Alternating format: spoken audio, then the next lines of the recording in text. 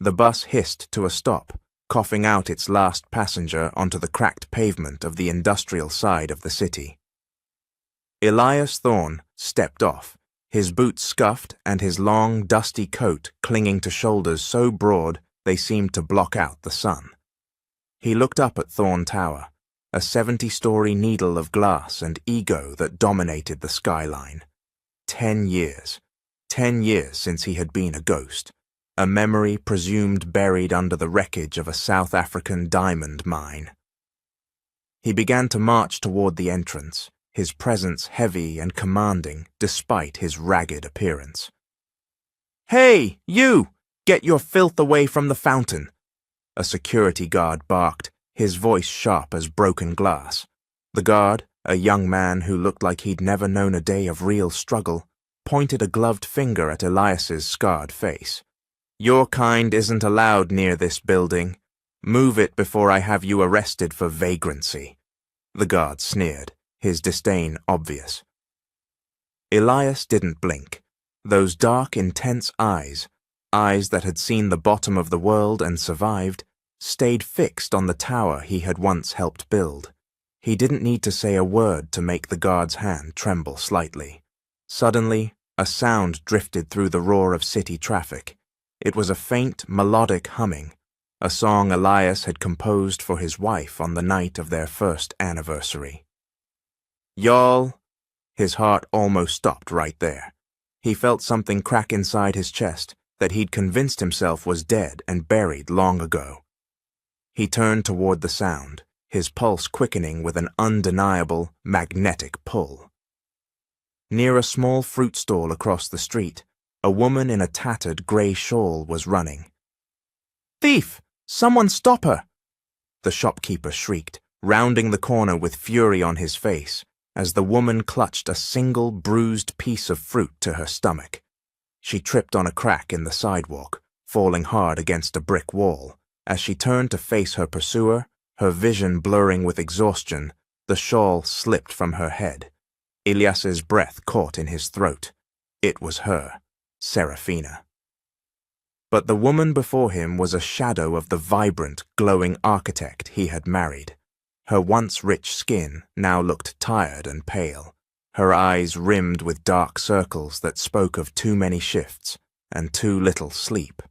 Her hands, once soft and stained with artwork, were now rough and chapped from hard labor. She looked like life had been systematically breaking her piece by piece.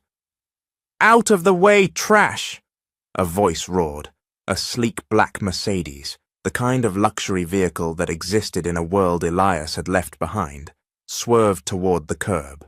The car hit a deep pothole, splashing a massive wave of icy, muddy water directly onto Serafina as she huddled on the ground. The driver's window rolled down, revealing a man with a fresh fade and a look of smug triumph. It was Julian, Elias's younger brother, wearing a suit that cost more than Serafina made in a year. Julian laughed, a sharp and cruel sound, before peeling out and disappearing down the street, leaving his brother's wife shivering in the mud. Elias gripped his hidden royal signet ring, a fire burning in his eyes that promised this city would soon learn the cost of its cruelty. The roar of Julian's engine faded into the distance, leaving nothing but the sound of dripping water and Serafina's ragged breathing. Elias stood in the shadows of a soot-stained brick wall, his fists clenched so tight his knuckles ached. He watched as his wife, the woman who had once designed skyscrapers, crawled through the mud to retrieve the bruised apple the shopkeeper had knocked away. She didn't cry, she didn't scream. She simply wiped the filth from the fruit with a corner of her tattered shawl and stood up, her spine as straight as the steel beams of the tower that bore his name. Y'all, my heart was breaking for him. Imagine being a billionaire king and watching the love of your life hunt for scraps in the dirt. Elias followed her at a distance, his boots silent on the cracked pavement. He tracked her through the industrial side of the city, past run-down diners that smelled of burnt grease and broken dreams, until they reached the belly of the city, the underside of the Jefferson Street Bridge. It was a world of shadows, where the air smelled of damp concrete and the exhaust of cars carrying people who never looked down. As Serafina settled onto a thin piece of cardboard, Elias stepped into the dim orange glow of a flickering street lamp. He looked like a man who had walked through hell, which wasn't a lie. His coat was heavy with dust, and his face was a map of scars he'd earned in the dark depths of the earth. "The wind is biting tonight," Elias said, his voice deep and rough as sandpaper. Serafina startled, her large brown eyes that used to glow with health but were now rimmed with the dark circles of too many survival shifts, widening in alarm. She clutched her bruised apple to her chest. "I have nothing for you to steal, stranger," she whispered, her voice a ghost of the melodic song he'd heard earlier. "I'm not looking for a handout," Elias replied, lowering himself to the cold ground a respectful distance away. "Just a place to rest my head." Serafina studied him.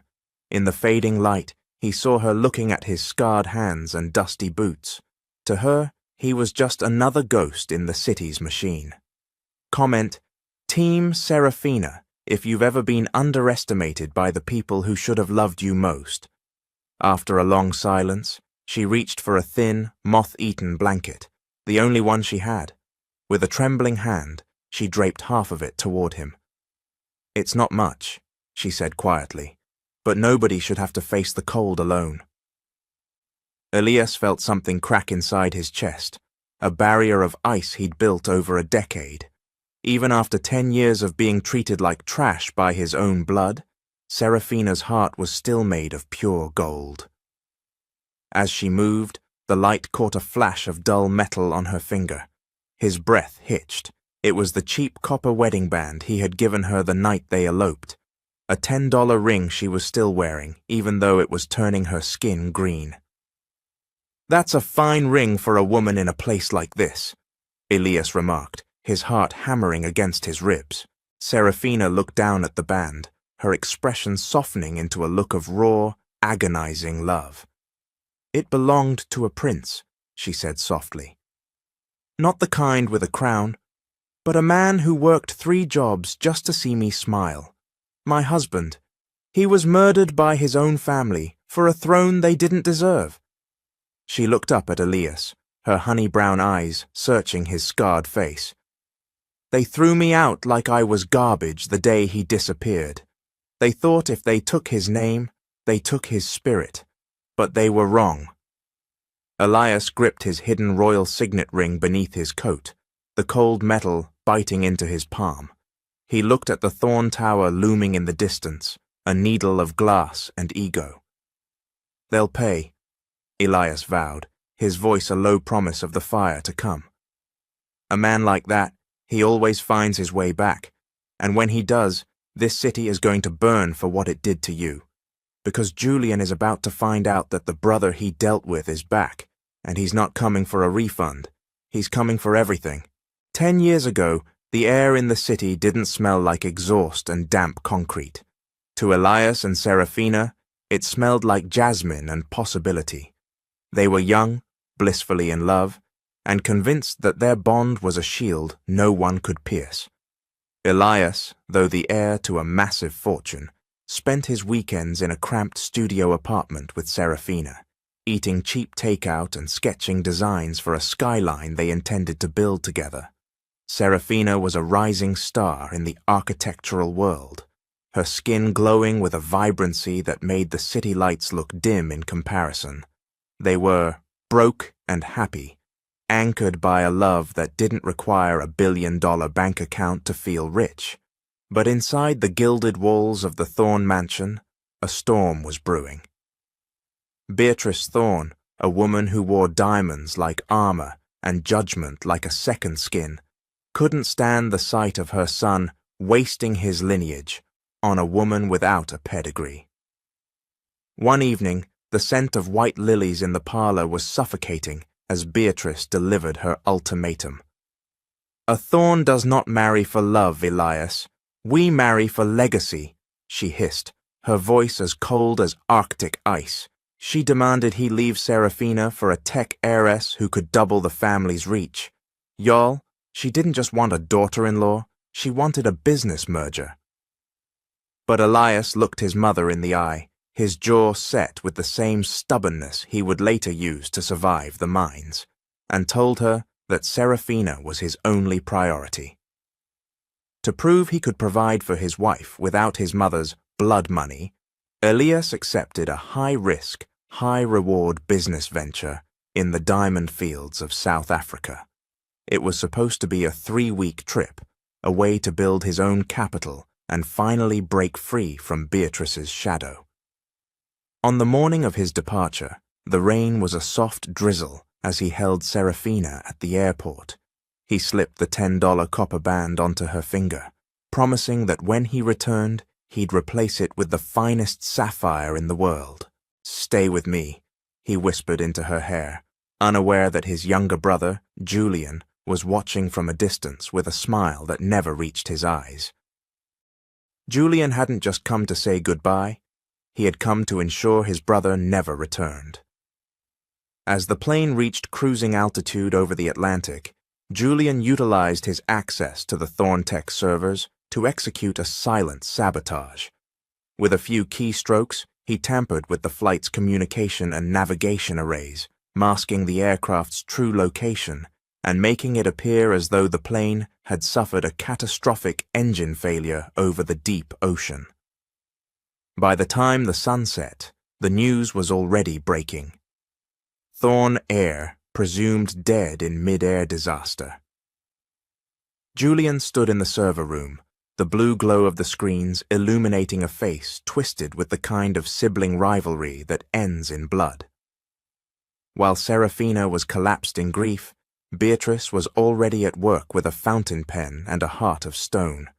She produced a forged will, a document she claimed Elias had signed weeks before his trip, which explicitly disinherited Serafina and accused her of being a social climber who had been unfaithful during their engagement. The lies were so methodically crafted that even the family lawyers didn't question them. Beatrice needed Serafina gone so she could never claim a single cent of the Thorn legacy, ensuring the fortune stayed entirely within her control. The climax of the betrayal came 3 days later, during a night where the rain fell in heavy, punishing sheets. Beatrice didn't just tell Serafina to leave, she had security drag the grieving widow to the gates of the Thorn mansion. "You were a mistake my son made," Beatrice sneered, watching as Serafina huddled on the sidewalk, clutching only the $10 copper ring Elias had given her. "You are trash, and trash belongs in the gutter." The iron gates slammed shut with a finality that echoed through the empty street. Comment, Team Serafina, if you think this family is about to learn that you can't bury the truth forever. The first year of Elias's absence was a masterclass in how quickly the world can turn its back when the money stops flowing. Serafina, once the rising star of the city's architectural scene, walked into the prestigious firm of Sterling & Associates with her portfolio, the same one Elias had once called the future of the skyline, clutched in her trembling hands. The senior partner didn't even look at her sketches. He simply slid a memo across the desk. It was from the Thorn Tower legal department. "Beatrice Thorn made it clear that hiring you would be considered a declaration of war against the family legacy," he whispered, his voice full of a pity that felt like a slap. "Y'all, imagine being the top of your class and having every door in the city bolted shut just because of a mother-in-law's grudge." The second winter was a monster that didn't just bring snow. It brought a silence that felt like a funeral shroud. Serafina had moved from her studio to a shelter, and finally, when the beds ran out, to the damp concrete under the Jefferson Bridge. It was during that brutal January that she discovered she was carrying a piece of Elias with her, a baby. For 1 week, she allowed herself to believe that this child would be her salvation, a reason to keep fighting. But the streets are a cruel place for a mother with no heat and no food. On a night so cold, the breath froze in the air, Serafina lost the child in the back of a darkened alley. Comment: protect Serafina if your heart is breaking right now, because no woman should ever have to face that kind of soul-crushing loss alone. By the third year, Serafina's dignity had become a luxury she could no longer afford. She was standing in a line at a community soup kitchen, her fingers blue from the frost, when a familiar black SUV swerved toward the curb. Julian stepped out, his charcoal suit fitting him like armor, looking like he'd never known a day of hunger in his life. He spotted Serafina, his eyes traveling from her matted, salt-stained hair down to the worn sneakers she had lined with cardboard to keep out the wet. He didn't offer a coat or a meal. Instead, he pulled a single nickel from his pocket and flicked it into the mud at her feet. Finally, he laughed, a sharp and cruel sound that echoed off the brick walls. You look exactly like your value. As the years blurred together, Serafina became an artist of the shadows. She began to draw the city on scraps of discarded flyers and old newspapers, using charcoal she salvaged from trash bins. She would sit on street corners, her honey-brown skin now pale and ashy, selling beautiful, haunting sketches of the Thorn Tower for pennies. It was barely enough to buy a stale loaf of bread, but it was the only way she could keep her mind from shattering. But the hunger wasn't her only enemy. A persistent cough settled into her chest, a deep, rattling sound that made her lungs feel like they were full of broken glass. It was the mark of a fading life force, a symbol of a woman being systematically broken by a city that used to applaud her. Despite the blacklist, the cold, the sickness, and the systemic cruelty of the Thorn family, one ritual remained sacred. Every night at exactly midnight, Serafina would trudge to the city docks. She would stand at the end of the pier, her thin shawl fluttering in the biting wind, and stare into the black abyss of the Atlantic. She looked for the silhouette of a ship or the flicker of a plane's lights. She would touch the tarnished copper band on her finger, the only thing her family hadn't managed to steal, and whisper the same prayer she'd said for 3,650 days. I'm still here, Elias. I'm still waiting. Subscribe now to see what happens when the Ghost King finally decides that 10 years of shadows is enough and prepares to bring his wife back into the light. The industrial district smelled of rust, river mud, and the exhaust of a city that never stopped to look at its own feet. Elias Thorn stood in front of a dilapidated garage, the metal door groaning on its hinges as he rolled it up for the first time. To the world, he was just a drifter with a scarred face and calloused hands, but behind his dark eyes lay a multi-billion-dollar blueprint for justice. He had spent the morning clearing out cobwebs and heavy machinery, waiting for the one person who truly mattered in this cold city. When Serafina walked past, her thin shawl fluttering like a wounded wing in the biting wind, Elias stepped into the light, his heart hammered against his ribs, a drumbeat of love and fury that he had to keep silent for now. "Hey!" he called out, his voice a low, rough rumble, like gravel shifting in the deep. Serafina stopped, her exhausted brown eyes widening as she recognized the stranger from the bridge. "I need a hand," Elias said, gesturing into the dark, oil-stained interior of the workshop. "I'm organizing some scrap metal, and these old eyes aren't what they used to be. $500 for the afternoon. You interested?" Serafina blinked, her hands trembling as she clutched her shawl tighter against her chest. $500 was more than she had seen in a year of selling charcoal sketches on the corner. That's too much for moving metal," she whispered, her voice a ghost of the melodic song she used to sing when they were happy. "It's an emergency rate," Elias replied, turning back into the shop so she wouldn't see the tears pricking his eyes at the sound of her voice. Take it or leave it. She took it. For 3 hours they worked in a silence that crackled with unspoken history and hidden pain. Elias watched her out of the corner of his eye, noticing how she moved with a grace that even 10 years of poverty couldn't kill. When she nearly tripped over a rusted beam, he was there in a heartbeat, his large, capable hand steadying her arm. The contact sent electricity through his veins. He felt her pulse, rapid and thin, telling him just how much the Thorne family had taken from her. Around noon, Elias produced a grease-stained takeaway box from a nearby bench. A rich client left this behind at a fancy place uptown. He lied, sliding it across the workbench toward her. Too much for me. Help yourself before it gets cold.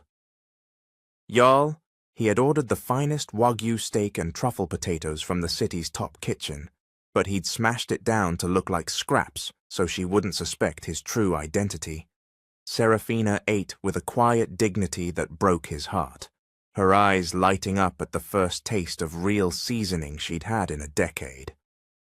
While she finished, Elias accidentally kicked over a heavy tarp in the corner of the room. Revealed underneath were high-quality canvases, professional oil paints, and a set of architectural drafting tools that gleamed in the dim light. Found these in a storage locker I bought, he muttered, pretending to be indifferent. Probably just trash. Serafina's hand hovered over the drafting pen, her fingers remembering the weight of creation from her former life. These aren't trash, she breathed, a spark of the old Serafina flickering in her weary gaze. This is how you build dreams from nothing. But the light of the afternoon was fading, and the shadows of the Thorne family were never far away. 2 men in dark hoodies leaned against a lamppost across the street, their eyes tracking Serafina's every move. They were Julian's personal enforcers, and they had already called in a report to their boss. The beggar woman looks too healthy. She's working for a new ghost in town. As Serafina prepared to leave, a local thug named Ratchet blocked the entrance of the garage. He'd seen Elias hand over the $500 cash through the window. "Give me the envelope, sweetheart," Ratchet sneered, reaching for Serafina's pocket with a dirty hand. "Trash like you don't need that kind of paper in this neighborhood." Before his hand could even touch her, Elias moved. It wasn't the movement of a simple handyman. It was the lethal precision of a man who had survived the diamond mines and the corporate jungle. He caught Ratchet's wrist in a grip of iron and twisted with a strength that suggested he could break bones like dry twigs. Ratchet's knees hit the gravel with a sickening crack. "The only trash I see is standing in my doorway," Elias growled, his voice dropping to a dangerous, icy whisper that made the air itself feel cold. "Leave! Now!" Ratchet scrambled away, his eyes wide with a terror he couldn't explain. Serafina stared at the drifter in shock, sensing a power beneath his dusty coat that felt strangely familiar, yet impossible. Comment, "Karma is coming," if you're ready for Elias to show this whole city who the real king is. The morning mist was still clinging to the rusted iron girders of the industrial district when the silence was shattered by a sound that didn't belong in the world of grease and struggle. It was the high-pitched, aggressive whine of a precision-tuned Italian engine. A custom Ferrari, painted a shade of red so bright it looked like a fresh wound, swerved around the corner, its tires screaming against the cracked pavement. It came to a halt right in front of the workshop, the engine idling with a predatory hum that seemed to vibrate in the very bones of the dilapidated building. Serafina, who was carefully organizing a set of architectural drafting tools Elias had found, went rigid. Her hands, still rough and chapped from years of hard labor, began to tremble. She knew that sound. It was the sound of the Thorne family's version of justice, fast, expensive, and merciless. The door of the Ferrari swung upward, and Julian Thorne stepped out. Jarl, he looked like he'd stepped straight out of a magazine, spread titled, "Billionaires Who Will Ruin Your Life." He was dressed in a tailored charcoal suit that probably cost more than the entire block, his hair a perfectly trimmed fade, and his skin glowing with the kind of health that only comes from never having to worry about a bill. He adjusted his gold watch, a piece of jewelry that could have paid Serafina's rent for a decade, and looked around the workshop with a sneer of pure disgust. "So, the rumors were true," Julian drawled, his voice smooth as velvet poured over gravel. He didn't even look at Serafina at first. His eyes were fixed on Elias, who stood in the shadows of the garage, his long, dusty coat making him look like a ghost of the past. "My men told me a scarred drifter had set up shop here and started playing Save the Beggar. I had to see this pathetic charity project for myself." Julian finally turned his gaze to Serafina. "You're looking remarkably healthy, Serafina. It seems this greasy peasant has been feeding you," he said, his eyes traveling over her in a way that made her skin crawl. "But don't get too comfortable. Gutter trash belongs in the gutter, and my mother isn't happy that you found a way to crawl out of the mud." Elias stepped forward, his boots heavy on the concrete. He kept his head low, letting the beard and the map of scars on his face hide the fire in his eyes. "The lady is an employee," Elias said, his voice a low, dangerous rumble that suggested someone was about to get fired. "And this workshop is private property. You're trespassing." Julian laughed, a sharp, cruel sound. "Trespassing? I own half this district, old man, and I'm giving you a choice. Stop helping her, or I'll have this pile of junk demolished by noon tomorrow." He stepped closer to Elias, invading his personal space with the arrogance of a man who thought he was untouchable. "I took care of my brother 10 years ago to get this empire, and I won't let a ghost like you ruin the image we've built. She's supposed to be a reminder of what happens when people cross the thorns." Jarl, Julian really thought he was the king, but he had no idea he was confessing his crimes to the very lion he thought he'd killed. Elias's hand was in his coat pocket, his thumb silently pressing the record button on a high-tech device. Julian, blinded by his own ego, had just admitted to the sabotage that sent Elias into the mines. Julian reached out, intending to shove Serafina back toward the cardboard she called a bed. "Now get back to where you belong," he hissed, but before his hand could even touch her, Elias moved with a speed that defied his ragged appearance. He caught Julian's wrist in a grip of iron, twisting it just enough to make the younger man gasp in pain. Elias didn't hit him, not yet, but the power radiating from him was absolute. He pulled Serafina behind him, his large, capable hand resting briefly on her shoulder. Serafina froze. The contact sent a jolt of electricity through her veins. It was a familiar warmth, a sense of protection she hadn't felt since the night Elias left 10 years ago. She looked at the scarred drifter's back, a tiny, impossible hope flickering in her weary gaze. "Leave," Elias whispered, his voice dropping to an icy tone that made the air in the workshop feel 10 degrees colder. "Before you lose more than just your dignity today." Julian wrenched his arm away, his face pale with a mixture of fury and fear he couldn't quite name. He stumbled back toward his car, pointing a trembling finger at them. "You'll regret this, both of you." He peeled out, the Ferrari's exhaust choking the air with the smell of expensive failure. Elias watched the car disappear, his jaw set like stone. He turned to Serafina, his expression softening just for a heartbeat. "Don't listen to him," he said quietly. "A man's worth isn't in his bank account, but in how he treats those who have nothing." The neon lights of the city blurred into streaks of electric blue and gold as Elias guided Serafina away from the industrial district. He didn't take her to the Thorne mansion. That place was currently a tomb of lies occupied by his mother. Instead, he led her to the Starlight Heights, a sleek, glass-wrapped tower overlooking the river. To the world, it was the city's most exclusive residence. To Serafina, who was still clutching her tattered shawl, it looked like a dream she had been evicted from a lifetime ago.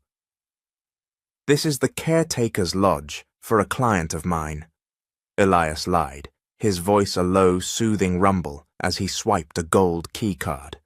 "Y'all, Elias was out here playing Grandmaster chess while Julian was still playing in the dirt. He led her into a penthouse that was less of an apartment and more of a sanctuary. The floors were polished white marble that caught the moonlight like a mirror, and the floor-to-ceiling windows offered a view of the skyline that probably cost more than most people earned in 10 lifetimes. Serafina stood in the center of the foyer, her worn sneakers leaving faint smudges on the pristine stone.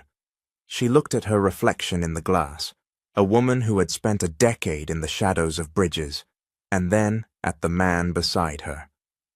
"Why are you doing this, Elias?" she whispered, using the name he had given her.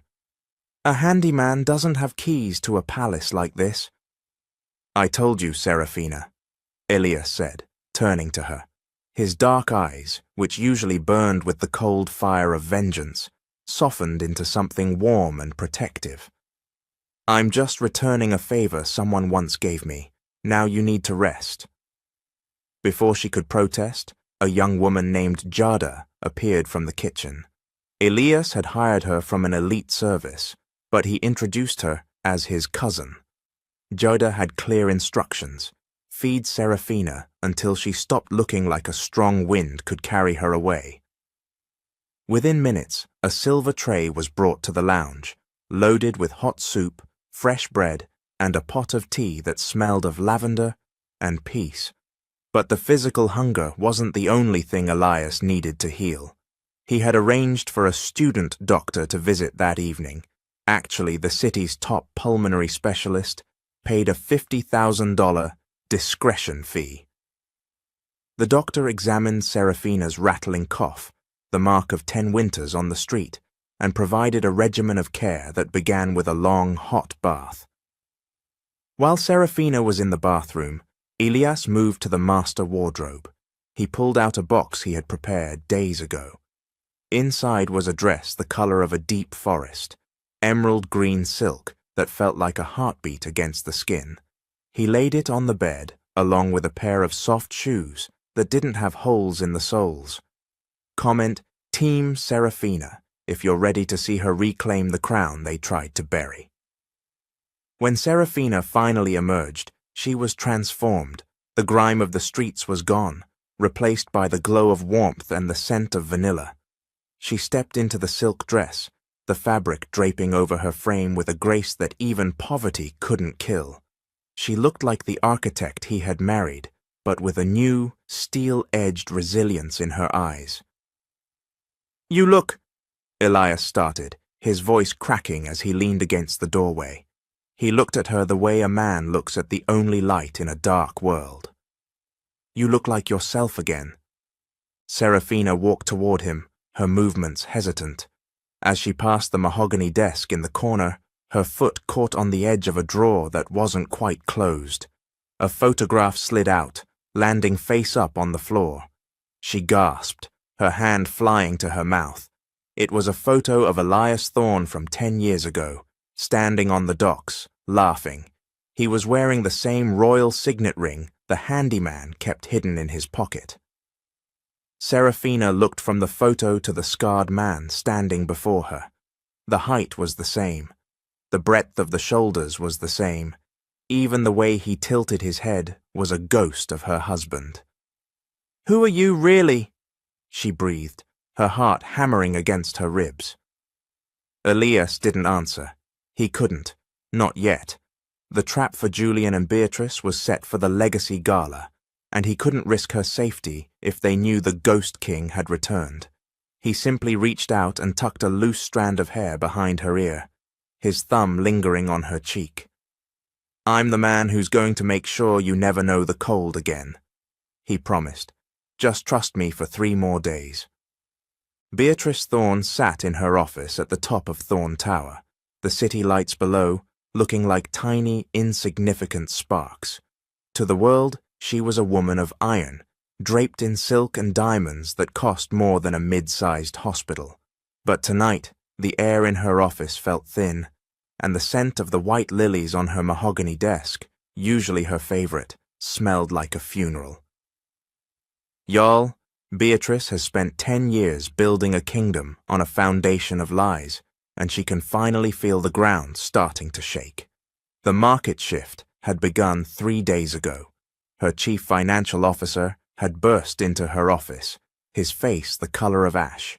A ghost investor, operating through a series of offshore shell companies, had begun a systematic takeover of Julian's personal and corporate debt. This mysterious entity wasn't just buying stocks. They were buying the very ropes Julian used to keep his head above water. Every loan, every line of credit, and every risky venture Julian had signed since Elias died was now in the hands of a stranger. "Who is it?" Beatrice hissed, her voice sharp enough to cut through the silence of the room. "I want a name, not a shadow." But there was no name. Only a digital signature that appeared and disappeared like a phantom in the machine.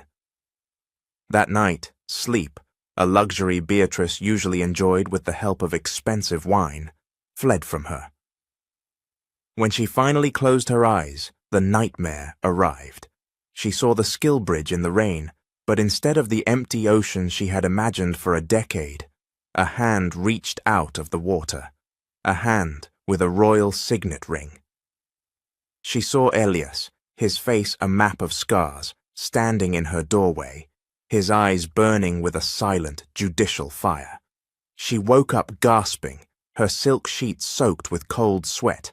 Comment Ghost King if you think Beatrice's conscience is finally catching up to her. Paranoia is a disease that spreads quickly in a house built on betrayal.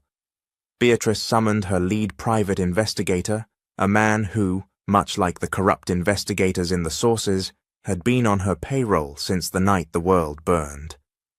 "The girl," Beatrice commanded. "Serafina.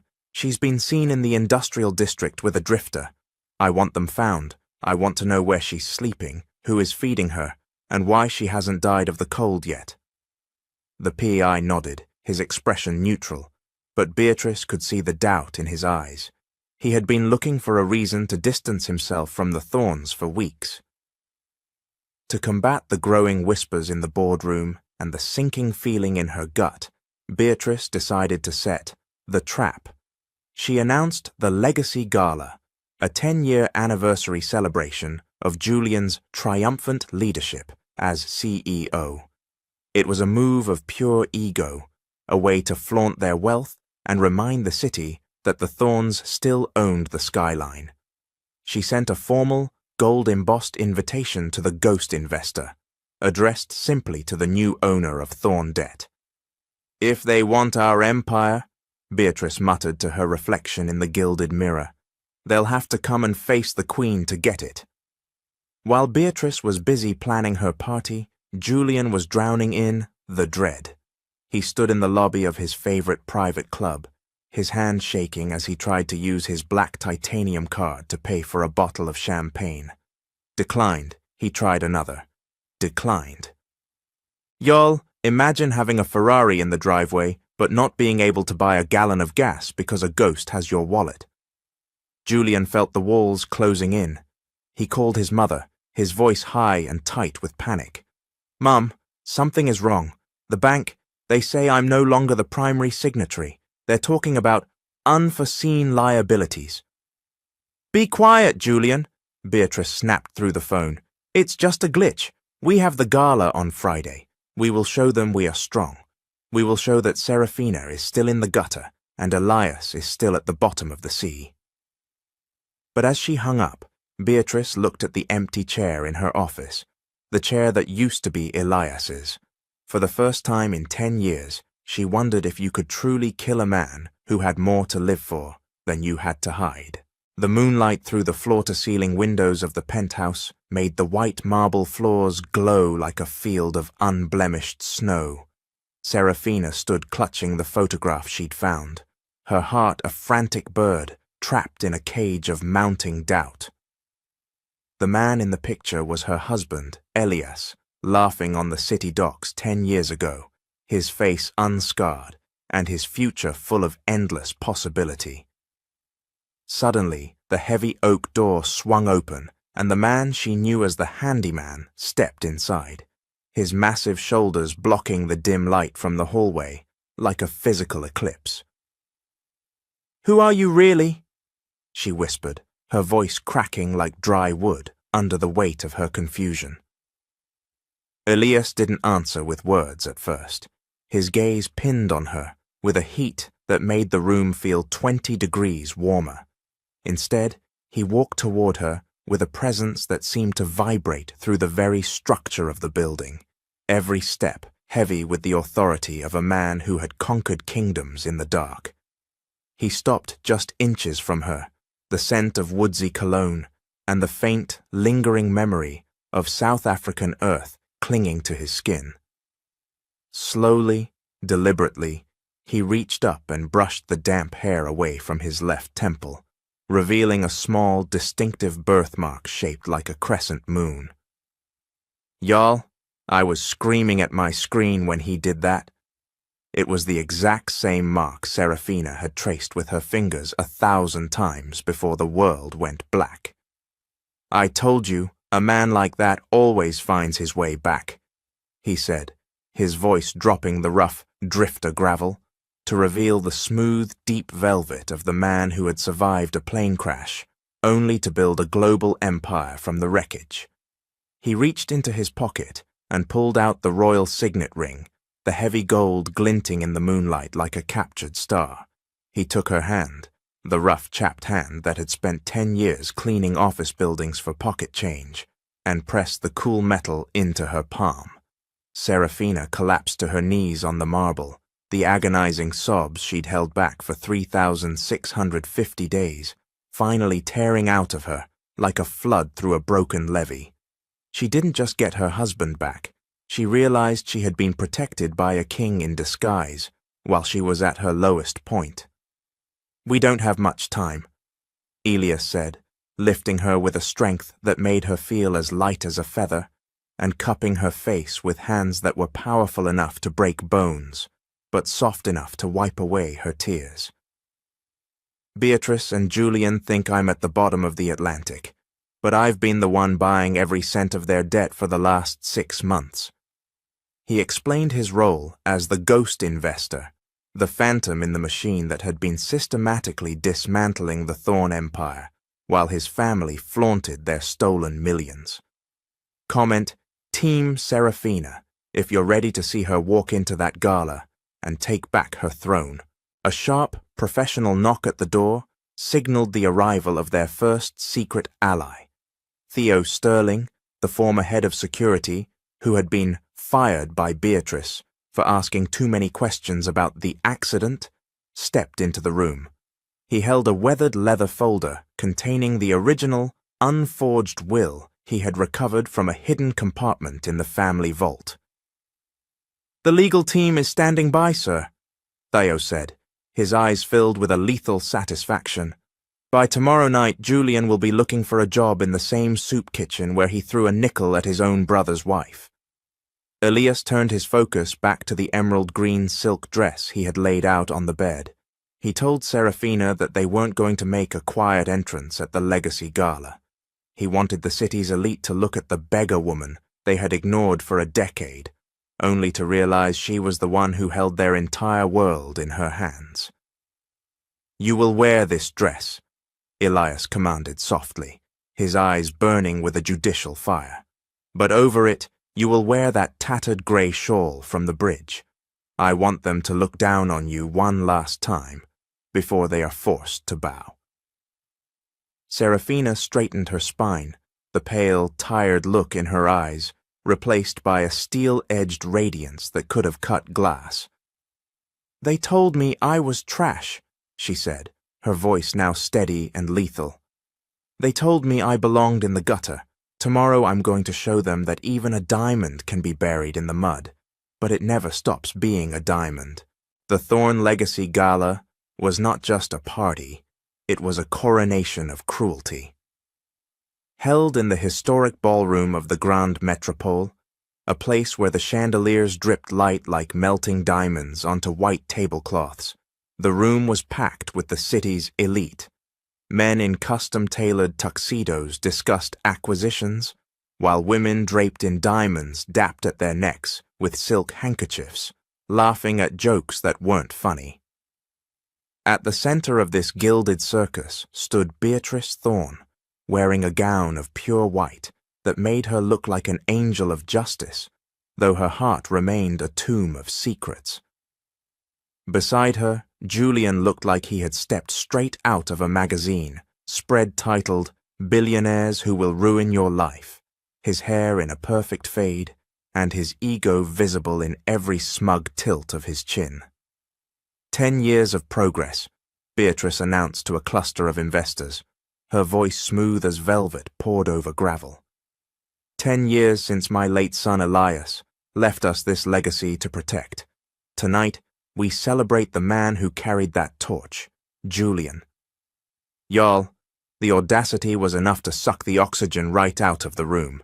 They were drinking champagne bought with the blood of the man they thought was at the bottom of the ocean. Suddenly, the heavy oak doors at the back of the ballroom creaked open. The music didn't stop, but the air in the room turned 10 degrees colder. A woman stepped into the golden light. She was a walking contradiction, a bruise on the face of high society. She wore a tattered grey shawl, the same one she had used to shield herself from the icy winds under the Jefferson Bridge, wrapped tightly around her shoulders. Beneath the hem of the shawl, the guests caught a glimpse of emerald green silk, but all they saw was the beggar woman who had been haunting the industrial district for a decade. The room went dead silent. A woman in diamonds stopped mid-sentence, her champagne glass hovering inches from her lips. The whispers started like a hissing of snakes. "Is that her? The one from the bridge? How did she get past security?" Julian's face went from triumphant to murderous in a heartbeat. He marched toward her, his expensive shoes clicking aggressively against the marble floor. "You!" he hissed, his voice a low, dangerous rumble that suggested someone was about to be destroyed. He reached out and grabbed Serafina's arm, his grip like an iron trap. "How dare you show your face here? This isn't a soup kitchen, and we don't have any nickels to throw at you tonight." Serafina didn't flinch. She stood with her spine as straight as the steel beams of the tower that bore the Thorne name. "I was invited, Julian," she said, her voice steady and lethal. "Invited? By who? The stray cats you sleep with?" Julian froze, his hand still clamped onto Serafina's arm. Beatrice's glass shattered against the floor, the sound of crystal meeting marble like a gunshot in the silence. The man descended the staircase with a predator's grace, his every step heavy with the authority of a man who had conquered kingdoms in the dark. He stopped at the base of the stairs, the light catching the royal signet ring on his finger, the gold glinting like a captured star. "I believe the lady told you she was invited," the masked man said, his voice dropping to an icy tone that made the air itself feel sharp. He stepped into the center of the ballroom, a silhouette of vengeance against a backdrop of mirrors. "And as the new owner of every cent of debt you owe, Julian, I suggest you start acting like a man who still has a roof over his head." The entire restaurant, the entire ballroom, erupted in shocked murmurs. The ghost investor had finally arrived, but he wasn't just a name on a contract. He was a lion who had walked into a den of jackals, and he was through playing games. The silence in the Grand Metropole ballroom was so thick it felt like the oxygen had been sucked out of the room. Every high society guest stood frozen, champagne glasses halfway to their lips, staring at the tall, masked figure in the charcoal suit who had just claimed to own every cent of the Thorne family's legacy. Julian's hand, which had been roughly gripping Serafina's arm, began to tremble. He looked at the masked man, then at his mother, searching for a sign that this was just a cruel prank. Y'all, I wish you could have seen Julian's face. He went from being the king of Chicago to looking like a boy who just realized the monster under his bed was actually standing in front of him. I don't know what kind of game you're playing. Julian spat, his voice cracking as he tried to reclaim his slipping authority. But this is Ashford property. You're a trespasser, and this beggar woman is a nuisance. Security. Throw them both out. The masked man didn't move. He didn't flinch. Instead, he laughed, a low, resonant sound that vibrated through the marble floor. It was a laugh that Serafina recognized in her very soul. It was the sound of her husband's joy, now sharpened into a weapon of war. I'm afraid security won't be coming, Julian, the man said, his deep velvet voice echoing off the vaulted ceilings. You see, when you stop paying the people who protect you, they tend to start listening to the man who holds the checkbook. Slowly, with a predator's deliberation, the man reached up to the side of his face. He unhooked the silk straps of the black mask. The ballroom held its collective breath as the fabric fell away. Lord have mercy. The reveal was enough to stop a heart. There stood Elias Thorne. His face was a map of the hell he had survived. Scars from the diamond mine collapse etched into his jaw and temple, but his dark, piercing eyes were identical to the portrait hanging in the Thorne Tower lobby. Beatrice Thorne let out a strangled, high-pitched gasp. Her face went the color of ash as her crystal glass hit the floor, shattering into 1,000 diamonds that mimicked the lies of her life. "Elias," she whispered, her voice a ghost of its usual iron. "No, you're at the bottom of the sea. We saw the reports. The plane." "The reports you and Julian fabricated?" Elias stepped forward, his massive shoulders blocking the light from the chandeliers.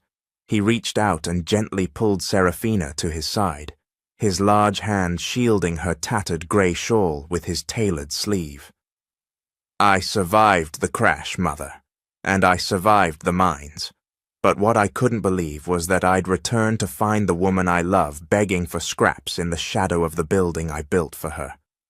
Julian backed away, nearly tripping over a decorative urn. "It's a trick!" he screamed, pointing a shaking finger. "He's an actor, a fraud hired by my enemies.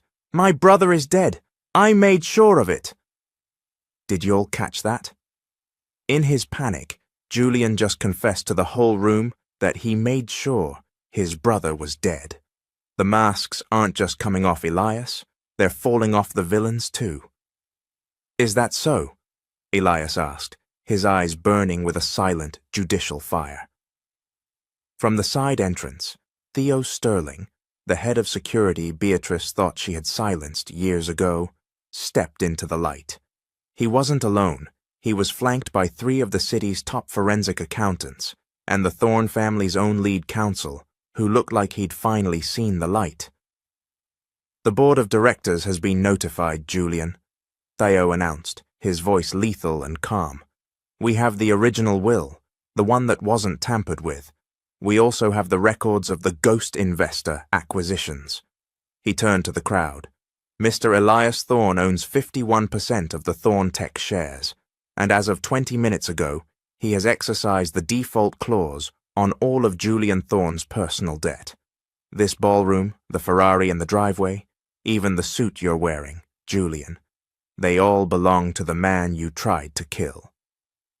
Julian looked around the room, but for the first time in 10 years, no one would meet his eyes.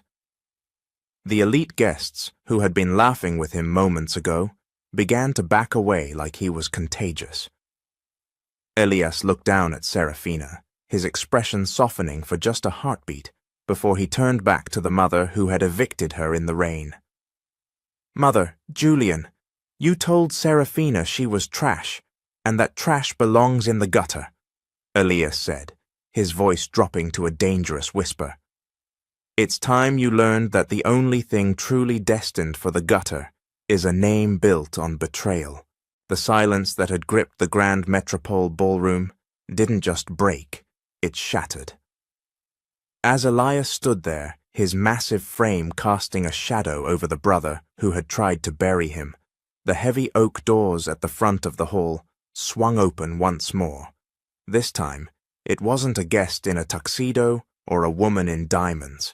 It was a phalanx of uniformed officers, their badges glinting under the crystal chandeliers like cold stars. Jarl, the look on Julian's face, was worth more than the $4 billion he had just lost. He looked like a man who had realized the throne he'd been sitting on was actually made of cardboard, and someone just lit a match. "Julian Thorne, Beatrice Thorne," a lead detective announced, his voice amplified by the sudden, expectant hush of the room. "You are under arrest for conspiracy to commit murder, large-scale insurance fraud, and the systematic embezzlement of the Thorne Tech estate." Beatrice, who had spent decades draped in the scent of white lilies and the arrogance of old money, finally let the mask slip. Her face didn't just go pale, it looked like the very foundation of her life had turned to ash. "You can't do this!" she shrieked, her voice high and brittle, no longer the smooth velvet she used to command boardrooms. "I am a Thorne. I built this city." "No, Mother," Elias said, his voice a low, dangerous rumble that seemed to vibrate the very floorboards. "You built a prison, and you used my wife as the floor you walked on." He stepped closer to Julian, who was currently being pressed against a decorative marble pillar by 2 officers. "You told me the night I died that some people are born to lead, and others are born to serve. Well, it looks like you're about to learn what it's like to take orders in a 6x8 cell." Suddenly, the private investigator Beatrice had kept on a leash for 10 years. A man named Miller, who had been lurking in the corners of the ballroom, stepped into the light. He wasn't running, he was holding a digital tablet. Under the cold pressure of Elias's return, he had already cut a deal. "I have the logs," Miller said, his eyes avoiding Beatrice's murderous glare. "Every payment she made to keep Serafina blacklisted, every bribe paid to the South African officials to ensure the search for Elias was never completed. It's all here." The media, who had been invited to celebrate Julian's anniversary, were now having a feeding frenzy. Cameras flashed like a lightning storm as the gilded villains were led away in handcuffs, their designer clothes suddenly looking like the rags they had tried to force onto Serafina. Elias turned away from the spectacle, his eyes searching for only one person.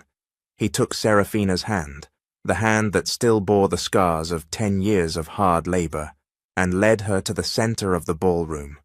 The elite of the city, the people who had gasped in disgust at her tattered shawl only minutes ago, were now backing away, bowing their heads in a silent, shameful apology. "Attention!" Elias called out, his voice commanding the room with the authority of a king. He pulled a legal folder from his jacket. "This is the deed to the Thorne Mansion and the Starlight Penthouse. 10 years ago, they were stolen from my wife. Today I am officially signing them over to her. From this moment on, Serafina is not just the majority shareholder of Thorne Tech, she is the owner of every brick and stone this family ever claimed." Serafina stood tall, her emerald silk dress glowing under the lights as she finally let the grey shawl fall to the floor. She looked at the staff, the servers, the maids, the drivers who had worked for the Thornes for years. Many of them had looked the other way while she suffered. One by one they approached her, their eyes wet with regret. "Mrs. Thorne," the head butler whispered, bowing low. "We were afraid of Beatrice. We should have searched for you. Please, can you ever forgive us for our silence?" Serafina looked at the man, then at Elias. A man's worth, she realized, wasn't in the numbers on a balance sheet, but in the strength to show mercy when you finally have the power to destroy. "I'm not the woman I was 10 years ago," she said, her voice steady and lethal. "I don't need your apologies. I just need you to remember that the next time you see someone in the gutter, you should look closer. You might just be looking at your next boss." The morning sun didn't just rise over the city. It seemed to shatter against the floor-to-ceiling windows of the starlight penthouse, spilling liquid gold onto the marble floors that Serafina had once only dreamed of touching. For the first time in a decade, she didn't wake up to the smell of damp concrete or the distant rumble of traffic over the Jefferson Bridge. She woke up to the scent of fresh cedar, expensive linen, and the steady, rhythmic heartbeat of the man she had mourned for 3,650 days. Elias was already awake, propped up on one elbow, watching her with an intensity that made the air in the room feel thick. He reached out, his large, calloused hand, scarred from years of brutal labor in the deep earth, gently tracing the line of her jaw. Y'all, the way he looked at her, it wasn't just love, it was reverence, like he was looking at a miracle he still couldn't believe he was allowed to touch. "I have something to show you," Elias whispered, his voice a low, smooth velvet that vibrated in her chest. He didn't take her to a jewelry store or a car dealership. Instead, he drove her back to the industrial district, to the very end of Pier 14. This was the spot where Serafina had stood every single night at midnight, staring into the black abyss of the Atlantic, waiting for a ghost. The wind was biting, carrying the salt and the cold she knew so well, but this time she was wrapped in a heavy wool coat, and Elias's massive shoulders acted as a shield against the gale. "I stayed alive for this spot," Elias said, looking out at the horizon. "When the plane went down and the world went dark, I woke up in a place where no one knew my name. Julian had stripped me of my identity before the engines even failed. I spent years in those mines, buried under the weight of the world, breathing in dust and despair. But every time my lungs screamed for air, I heard your voice. I heard that song you used to hum when we were broke and happy in our little studio." Serafina leaned into him, her fingers interlacing with his. "I stood here until my feet were numb, Elias. I told the ocean to bring you back, or take me too." "The ocean couldn't have you," Elias vowed, his jaw tightening. "Not when I was tearing through the earth to get back to you." They stood in silence for a long time, letting the ghosts of the last 10 years wash away with the tide. But healing wasn't just about the past. It was about the future they were going to build on the ruins of the Thorn legacy. Later that afternoon, they stood before the iron gates of the Thorn mansion. It was a place of cold stone and bitter memories, the site of Serafina's greatest humiliation. But as the servants, the same ones who had once looked away, opened the doors, Serafina felt no desire for revenge. "This house has too much shadow, Elias," she said, looking at the grand staircase where Beatrice had once stood to watch her be evicted in the rain. "It was built on the idea that some people are trash and others are gold. I don't want to live in a monument to that lie." Elias smiled, the silver streaks in his beard catching the light.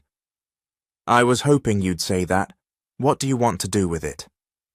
"I want to open the doors," she said, her eyes bright with a new, steel-edged purpose. "I want to turn the Thorn Mansion into the Elaine and Douglas Center, a world-class sanctuary for the invisible. We'll have a wing for mothers who have nowhere to go, a library for the kids the system forgot, and a studio where the lost can learn to draw their way back to sanity. Comment legacy if you love seeing an underdog turn their pain into power."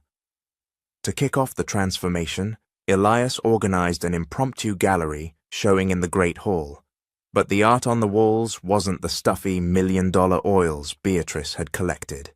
He had gathered every single charcoal sketch Serafina had ever sold on street corners for pennies. He had tracked down the truckers, the shopkeepers, and even the homeless regulars who had kept her drawings as treasures. Framed in gold and lit by crystal chandeliers, her haunting images of the city's shadows, were now the most valuable things in the room. The final stop of the day was the hardest. They traveled to a quiet, sun-drenched corner of a nearby park, where a small, white marble bench sat under a weeping willow. It was a memorial for the child they had lost during that second, brutal winter on the streets. Serafina knelt and placed a single white lily on the bench. For the first time, the tears that fell weren't bitter. They were the tears of a woman who was finally, truly home.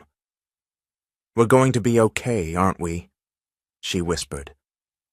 Elias knelt beside her, pulling her into his warmth. "More than okay, Serafina. We're going to be legendary." It was exactly 10 years, and one day since the world had burned. The morning sun didn't just rise over the city. It seemed to explode in a symphony of gold and violet, shattering against the glass of the starlight penthouse. For the first time in a decade, the air Serafina breathed didn't taste like the damp concrete of the Jefferson Bridge or the metallic tang of survival. It tasted like expensive coffee, fresh lilies, and the terrifying, beautiful reality of a promise kept. Elias stood on the balcony, his back to the city he now effectively owned. He was dressed simply, black slacks and a white linen shirt, sleeves rolled up to reveal the scars on his forearms, marks of the earth he had clawed through to get back to her. Y'all, he looked like a king who had finally put down his sword, but the fire in his eyes told you he'd pick it up again in a heartbeat if anyone ever dared to look at his wife wrong. 10 years and 1 day, he whispered as Serafina stepped out to join him. She was wearing a dress of soft cream silk that caught the breeze, her skin glowing with a health that made the pale shadow of the beggar woman feel like a bad dream. She leaned her head against his shoulder, her fingers interlacing with his. The tarnished copper band was gone, replaced by a sapphire so deep it looked like a piece of the ocean he had crossed to find her. "I stood at the docks every night at midnight, Elias," she said, her voice steady now, no longer a ghost of a song. "I told the wind that if you weren't coming back, it should just take me to you. I didn't know you were already here, fighting for me in the dark." "The wind couldn't have you," Elias vowed, turning to face her, "not when I was tearing through the wreckage of my own life to find the way home." Later that afternoon, they didn't go to a 5-star restaurant or a corporate gala. They traveled to the cliffs overlooking the Atlantic, a spot that bridged the distance between his past in the mines and their future in the light. There were no socialites here, no photographers, and no gilded villains looking to calculate their net worth. There was only Theo Sterling, a few loyal friends, and Serafina's father, Richard, who stood tall with a pride that hadn't been seen since before his injury. Comment, "Love wins," if you believe that true loyalty is the only currency that never devalues. Elias took Serafina's hands in his. 10 years ago, I gave you a $10 copper ring and a promise I couldn't keep. I promised you a legacy, but I left you with a nightmare. For the next 50 years, I vow that you will never know the cold again. You will never have to be invisible. You will never have to wonder if you are trash or gold, because to me, you are the reason the sun even bothers to rise over this city." He leaned in, his voice dropping to a rough, emotional velvet. "I don't just give you my name today, Serafina. I give you the power to change every life that this city tried to break." As they kissed, the crowd didn't just applaud, they stood in a silence of pure respect. They weren't just witnessing a wedding, they were witnessing the birth of a legacy. That evening, they officially signed the charter for the Thorne Monroe Foundation. The Thorne Mansion, that tomb of secrets where Beatrice had once reigned with ice and diamonds, was already being gutted. By next spring, it would be a world-class sanctuary for the invisible. There would be a wing for mothers who had nowhere to go, a library for the children the system had forgotten, and a gallery where Serafina's charcoal sketches of the city's shadows would hang as a reminder that even in the darkness, there is art. They watched the sunset from the top of the tower, the Thorn name now a beacon of hope rather than a monument to greed. Elias looked at the city spread below them, and then at the woman beside him. He realized that his mother had been right about one thing. Life is fragile, but she was wrong about everything else. Worth isn't found in a bank account or a designer suit. It's found in the strength to show mercy when you finally have the power to destroy. "We made it, Fish Stick," he murmured, using her father's old nickname for her. "No," Serafina smiled, her eyes reflecting the first stars of the night. "We're just getting started." The stories we've explored, from the grease-stained garages of Chicago to the gilded halls of Johannesburg, reveal a singular, powerful truth. Your worth is never determined by your current circumstances. Whether you're a mechanic fixing tires for pennies or a slow bride being mocked by your own family, your value is inherent in your character, your resilience, and how you treat those who can do nothing for you. As we saw with Denzel and Deja, the world may try to label you as trash or defective, but a diamond in the mud never stops being a diamond. As a creator, my perspective is this: we live in a world that often prioritizes the mask, the wealth, the titles, and the social status, but real power lies in the strength to show mercy when you finally have the authority to destroy. These stories aren't just about secret billionaires or lost princes. They are about the triumph of the human spirit over betrayal and the beautiful reality that real love doesn't require a perfect life, just a perfectly honest heart. Now I want to turn the floor over to you. Which of these journeys resonated with you the most? Was it the justice found in a courtroom, or a second chance at love by the river? Share your thoughts and your own stories of resilience in the comment section below. Your voices are the heartbeat of this community. Thank you for joining me on this journey of hope and justice. I'm Mr. Hope, and I will see you in another story. Until then, stay blessed, stay strong, and never stop believing that your best chapters are still unwritten. Peace.